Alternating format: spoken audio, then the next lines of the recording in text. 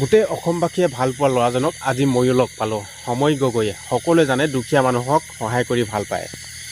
মই কিছুদিনৰ আগতে এটা ভিডিঅ' ৰাইজলৈ আগবঢ়াই দিছিলোঁ আৰু সেই ভিডিঅ'টোত আপোনালোকক সুন্দৰভাৱে বুজাই দিছিলোঁ যে এই মহিলা দুগৰাকী এইখন ঘৰত অকলে থাকে আৰু দুইগৰাকী মহিলাই খোজ কাঢ়িব নোৱাৰে। এই মহিলাগৰাকী দেখিছে আপোনালোকে কেনেদৰে খোজকাঢ়ি ভিতৰৰ পৰা বাহিৰলৈ আহিছে।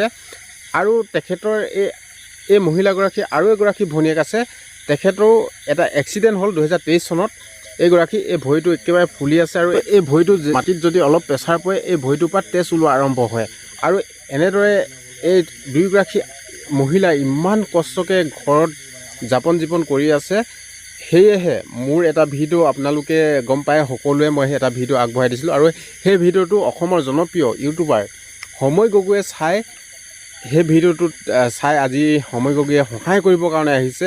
এই মহিলা দুগৰাকীক সহায় কৰিবৰ কাৰণে আহিছে। কিছুদিনৰ ভিতৰতে তেখেতে ট্ৰিটমেণ্ট কৰাৰ কথা দিছে আৰু এনেদৰে এতিয়া সময় গগৈয়ে তেখেতলোকৰ এটা ভিডিঅ' আগবঢ়াই দিব, ৰাইজলৈ সকলোৱে মৰম দিব।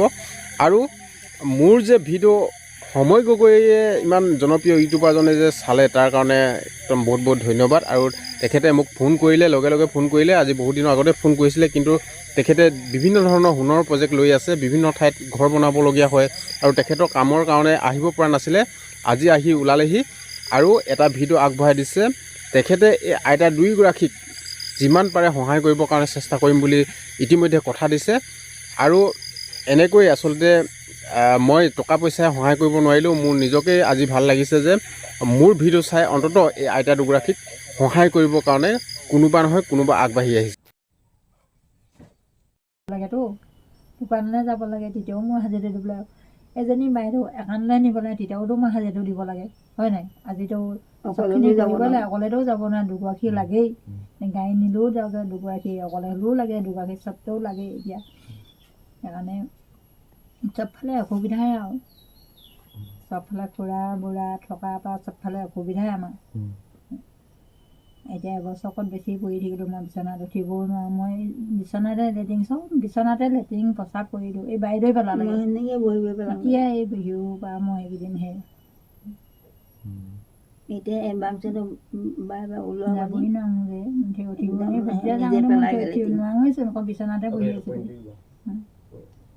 বিচনাতে বহি আছিলোঁ, তেতিয়া নোৱাৰোঁৱে যে, হয় নাই? ভিতৰত চাউল থাকিব নোখোৱাকৈ নাথাকোঁ যে কেতিয়াও, সিজাই খাব নোৱাৰি পিনে মই থাকিলোঁ।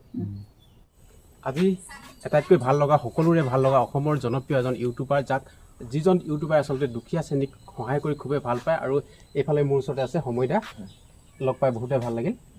আৰু এই সময় দাই আজি বৰডুমচা কৈলাশপুৰ অঞ্চলৰ লিটং দীঘলী পথাৰ দুগৰাকী আইতাৰ আচলতে মোৰ এটা ভিডিঅ' পাইছিল আৰু এই ভিডিঅ'টো সময় দাই দেখিছিলে আৰু দেখি কিনে আচলতে বহুত দিনৰ পৰা আহিবৰ কাৰণে চেষ্টা কৰি আছিলে।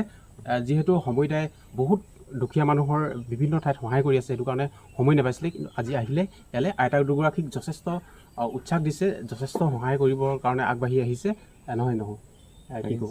চাওঁ, চেষ্টা কৰোঁ, কাৰণ সমস্যাবোৰ অলপ বেলেগ বেলেগ ধৰণৰ হয়। তেওঁলোকৰো এতিয়া কোনো নাই।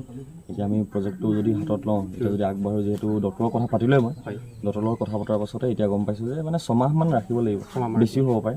আৰু এনেকুৱা যেতিয়াই মই মেডিকেল প্ৰজেক্টবোৰ লওঁ, তাত কেইটকা খৰচ হ'ব আমি ক'ব নোৱাৰোঁ, তাৰ কোনো বাজেট নাথাকে মেডিকেল কণ্ডিশ্যনবোৰত। আৰু কিমান দিন ৰাখিব আৰু কেনেধৰণৰ সুবিধা দিব পাৰিম সেইখিনি কথা নাথাকে। সেইকাৰণে আমি অলপ ভাবি চিন্তি কামটো কৰিব লাগিব। আৰু যিহেতু আইতাগৰাকীক আমাক 2জন মানুহ লাগিব, এজন মানুহ এই আইতাগৰাকীক চাবলৈ, আকৌ এজন লাগিব তেখেতক চাবলৈ, 2জনকৈ মানুহ লাগিব। সেইকাৰণে সমস্যা বহুতখিনি আছে। চাওঁ এতিয়া কেনেকৈ সমাধান কৰিব পাৰি। মানে ট্ৰিটমেণ্টটো কৰিবলৈ অন্ততঃ এই যিটো ট্ৰিটমেণ্ট কৰিব লাগিব অন্ততঃ 6 মাহ লাগিব বুলি ডক্টৰজনে জনাইছে, নহয়? সেইটো কাৰণে এজন চোৱাৰ চিতা মানুহো লাগিব। গতিকে সময় এইখিনি চিন্তা কৰি আছে কেনেকৈ কি কৰিব পাৰে। এই আইতাগৰাকী ঘৰলৈ সোমাই আহোঁতে সময়টা চক নাই, এনেকুৱা বোকা গাঁৱলীয়া ৰাস্তা যে, কেনেকুৱা ৰাস্তাত আহিব লগা আছে ন? হয়, আগতে আহিছে নাই সময় এইফালে? এইফালে নাই, এনেইতো বৰডুমচা আহিছোঁ, হয়, বৰডুমচা আহিছোঁ, কিন্তু এই অঞ্চলত নাই। এই অঞ্চলত নাই, প্ৰথম আহিছা ন? এইফালে প্ৰথম আহিছোঁ, হয়।